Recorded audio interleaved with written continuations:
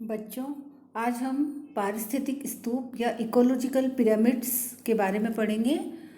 Ecological pyramids की अवधारणा या संकल्पना को सबसे पहले चार्ल्स एल्टन ने 1927 में प्रस्तुत किया था। यदि किसी इकोसिस्टम के विभिन्न पोषक स्तरों या ट्रॉफिक लेवल्स को देखें तो स्पष्ट होता है कि ये पोषक स्तर उत्तरोत्तर रूप से एक के बाद एक सोपानों में व्यवस्थित होते हैं। यदि प्रथम पोषक स्तर को आधार मानकर इसके बाद के पोषक स्तरों को उत्तरोत्तर क्रम में जमा कर एक रेखाचित्र तैयार किया जाए तो एक पिरामिड या स्तूप के आकार की संरचना प्राप्त होती है, जिन्हें हम इकोलॉजिकल पिरामिड या पारिस्थितिक स्तूप कहते हैं। ये पारिस्थितिक स्तूप 3 प्रकार के होते हैं। पहला है जीवों की संख्या का स्तूप, दूसरा जैव भार का स्तूप और तीसरा है ऊर्जा के स्तूप। सबसे पहले हम पढ़ते हैं जीवों की संरचना का स्तूप या पिरामिड्स ऑफ नंबर। इकोसिस्टम के उत्पादकों तथा प्राथमिक, द्वितीयक, तृतीयक एवं उच्च श्रेणी के उपभोक्ताओं की संख्या के संबंधों के आरेखीय चित्रण में जो स्तूप बनता है उसे जीवों की संख्या का स्तूप कहा जाता है। जैसे यदि हम वन इकोसिस्टम या तालाब इकोसिस्टम या घास स्थल इकोसिस्टम को देखें तो इनके पिरामिड नंबर के आधार पर सीधे या अपराइट बनते हैं, परंतु परजीवी खाद्य श्रृंखला या वृक्ष पारिस्थितिक तंत्र में ये नंबर के पिरामिड उल्टे या इन्वर्टेड बनते हैं। जैसा कि आप चित्र में देख रहे हैं, एक घास स्थल पारिस्थितिक तंत्र तथा फसल पारिस्थितिक तंत्र के स्तूप देख रहे हैं। ये दोनों ही स्तूप सीधे हैं। तो पारिस्थितिक तंत्र जैसे कि वन, तालाब, घास स्थल आदि में उत्पादकों की संख्या हमेशा सर्वाधिक होती है। प्राथमिक उपभोक्ताओं या शाकाहारियों की संख्या उत्पादकों से कम होती है। द्वितीयक उपभोक्ताओं की संख्या प्राथमिक उपभोक्ताओं से कम होती है एवं इसी क्रम में विभिन्न श्रेणियों के उपभोक्ताओं की संख्या में निरंतर कमी होती जाती है। अर्थात जैसा कि आप चित्र में देख रहे हैं, जैसे जैसे उत्पादकों से उपभोक्ताओं की ओर बढ़ते हैं, जीवों की संख्या में कमी होती जाती है। और अगर इन जीवों की संख्या का आरेखीय निरूपण किया जाए तो एक सीधा पिरामिड या अपराइट पिरामिड बनता है। यहाँ पर एक घास स्थल पारिस्थितिक तंत्र में पिरामिड का जो सबसे नीचे का चौड़ा आधार बताता है कि उत्पादकों की संख्या सर्वाधिक है। इसके बाद प्राथमिक उपभोक्ताओं या शाकाहारियों की संख्या उत्पादकों से कम होती है। इसके बाद द्वितीयक उपभोक्ताओं या मांसाहारियों की संख्या शाकाहारियों से कम होती है। इसी क्रम में सर्वोच्च उपभोक्ता की संख्या सबसे कम होती है। ये सर्वोच्च उपभोक्ता पिरामिड का शिखर बनाते हैं, अतः ये पिरामिड सीधे बनते हैं। किंतु यह हमेशा जरूरी नहीं है कि जीवों की संख्या के स्तूप सदैव सीधे ही हों, बल्कि ये उल्टे भी बन सकते हैं। जैसे परजीवी खाद्य श्रृंखला वाले तंत्र में पिरामिड सदैव उल्टे ही बनते हैं, क्योंकि एक पौधे या जीव से अनेक परजीवी अपना भोजन ग्रहण करते हैं और ये परजीवी अनेक हाइपर पैरासाइट्स को भोजन प्रदान करते हैं। अतः उत्पादक की संख्या कम है तथा उपभोक्ताओं की संख्या ज़्यादा होती है, इसलिए इकोलॉजिकल पिरामिड उल्टा बनता है। इसी प्रकार से यदि हम एक वृक्ष को एक पारिस्थितिक तंत्र माने तो इस तंत्र का पिरामिड भी उल्टा बनता है, क्योंकि यहाँ पर उत्पादक एक वृक्ष होता है जो कि एक ही है।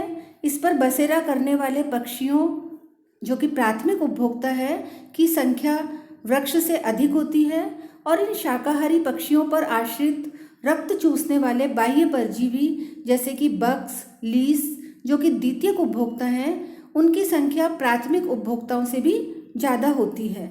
इसलिए संख्याओं के प्रतिलोमी संबंध होने के कारण वृक्ष तथा परजीवी खाद्य श्रृंखला में संख्याओं के पिरामिड हमेशा उल्टे बनते हैं।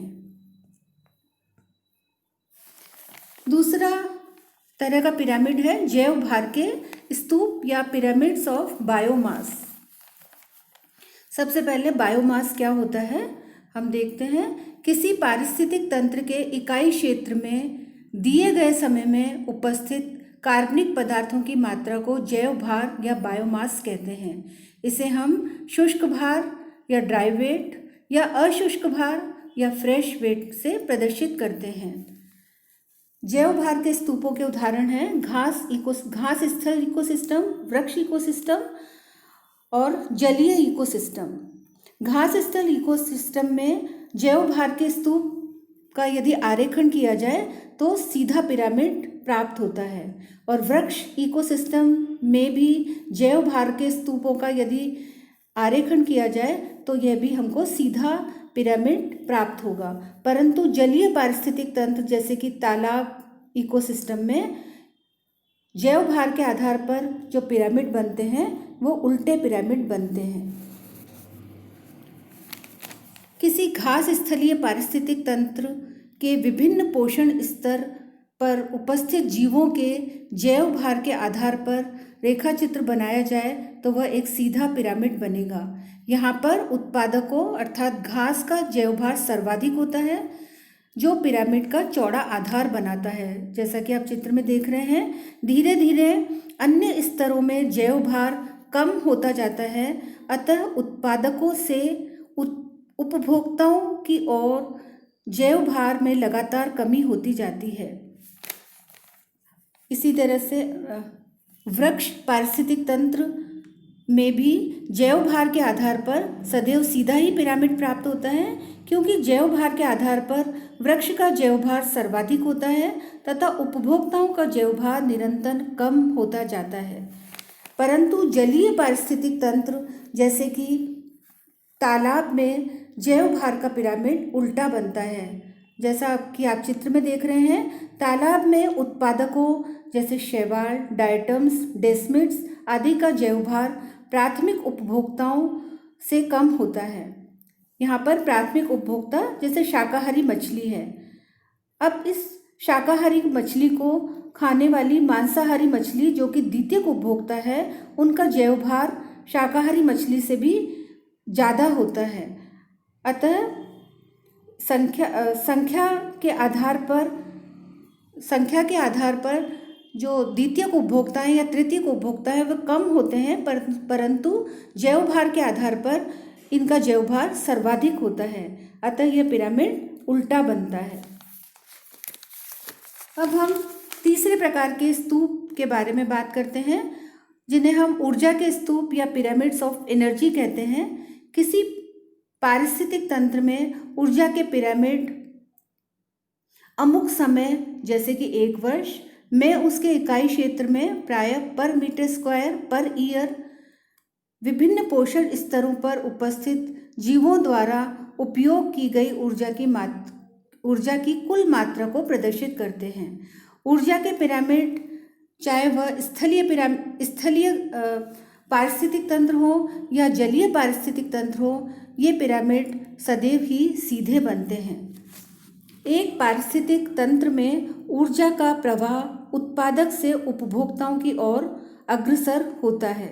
जब एक पोष स्तर से दूसरे पोष स्तर तक ऊर्जा का प्रवाह होता है तो इस दौरान ऊर्जा की मात्रा में क्रमिक लॉस होता है। जब एक पोष स्तर की संग्रहित ऊर्जा दूसरे पोष स्तर में जाती है तो यहाँ ऊर्जा की केवल 10% मात्रा ही जैव भार या बायोमास के रूप में परिवर्तित होती है। इस प्रकार उत्पादकों में सर्वाधिक ऊर्जा की मात्रा पाई जाती है तथा प्राथमिक, द्वितीयक, तृतीयक एवं सर्वोच्च उपभोक्ताओं में धीरे धीरे ऊर्जा की मात्रा में कमी होती जाती है। अतः ऊर्जा के पिरामिड सदैव सीधे ही बनते हैं। जैसा कि आप घास स्थल पारिस्थितिक तंत्र और जलीय पारिस्थितिक तंत्र में देख रहे हैं, ये दोनों ही पिरामिड सीधे बनते हैं। अब हम पारिस्थितिक दक्षता के बारे में बात करते हैं। एक पारिस्थितिक तंत्र में ग्रहण की गई ऊर्जा की मात्रा तथा संचित की गई ऊर्जा की कुल मात्रा के अनुपात को पारिस्थितिक दक्षता या इकोलॉजिकल एफिशिएंसी कहते हैं। पारिस्थितिक तंत्र में जैव ऊर्जा का परिमापन करने के लिए बॉम कैलोरीमीटर का उपयोग किया जाता है।